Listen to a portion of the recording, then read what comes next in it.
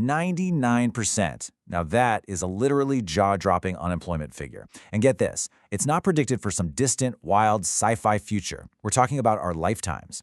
AI safety researcher Roman Yampolskiy has spent over 20 years studying exactly what happens when machines finally outsmart us their creators. He isn't just throwing out some vague warning. He's laying down a concrete timeline. So you have to ask yourself, what actually happens to us when trillions of dollars of free cognitive and physical labor just suddenly flood the market? Welcome to This Explainer. Today, we're going to systematically break down Yampolskiy's stark predictions. We really want to dig in and discover exactly why those traditional backup plans we've relied on for generations are suddenly becoming totally obsolete.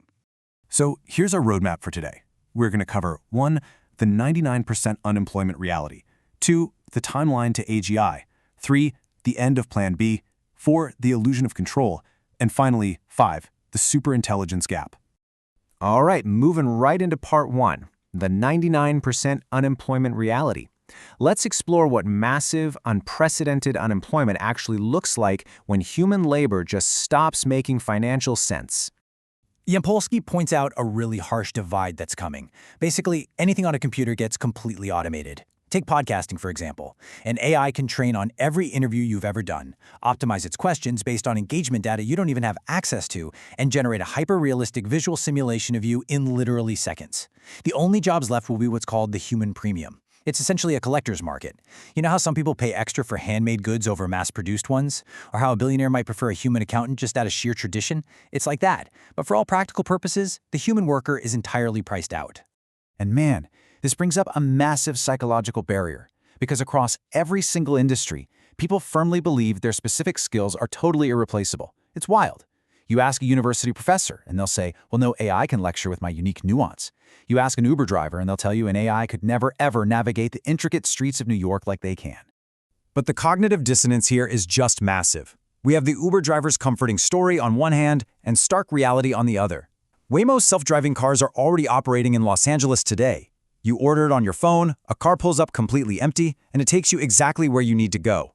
This technology isn't theoretical, it's on the streets right now. That means for driving, which, by the way, is the most common occupation in the world, it is purely a matter of time. Okay, moving on to part 2, the timeline to AGI. To truly grasp the urgency here, we need to look at the actual timeline Yampolskiy uses. The crucial takeaway is that this isn't some vague science fiction warning. This is a very systematic countdown. Based on prediction markets and top AI labs, we're looking at artificial general intelligence, or AGI, by 2027. Fast forward just 3 short years to 2030, and humanoid robots catch up. And then everything accelerates rapidly toward the singularity in 2045. Let's break those next steps down. So by 2030, manual labor, which really feels like the last bastion of human employment right now, is going to face some serious competition. Leading companies are developing humanoid robots at light speed. By 2030, these robots will have the flexibility and dexterity to compete with us in all physical domains. We're talking about artificial plumbers, robots that can navigate physical space seamlessly, make you an omelet, and because they're constantly connected to a super intelligent AI network, they can think and converse with you too. Which brings us to 2045 and this terrifyingly fascinating concept, the singularity. Imagine the iPhone for a second. Right now, we get a new one every year, and we understand that, the camera's a little bit better. But at the singularity, the AI takes over its own research and development. It invents and iterates not every year, but every month, every week, literally every second. Technology progresses so rapidly that humans completely lose the ability to see, understand, or predict what is happening. That takes us to part 3, the end of Plan B. Historically, we've always adapted, right? But this time, the backup plan is disappearing. You know, a common rebuttal is to look at the Industrial Revolution and say, hey, humans always find new careers. But that historical comparison completely fails for one absolutely crucial reason. Throughout history, we invented static tools. We invented fire, but fire never invented anything else. We invented the wheel, and it just sat there.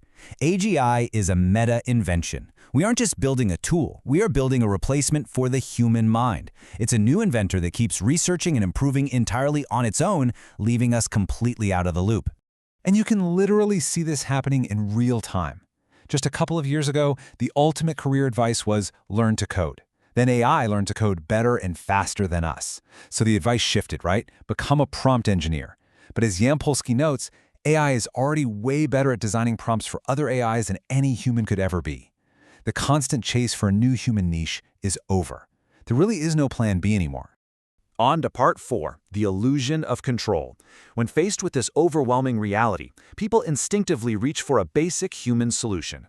It's the most common question that pops up whenever people feel threatened by AI. It sounds so incredibly simple and logical to our brains. If it gets out of hand, can't we just pull the plug out of the wall? Can't we just hit the off switch? Yampolskiy shuts this myth down so effortlessly. He points out how silly this concept actually is when you really think about it.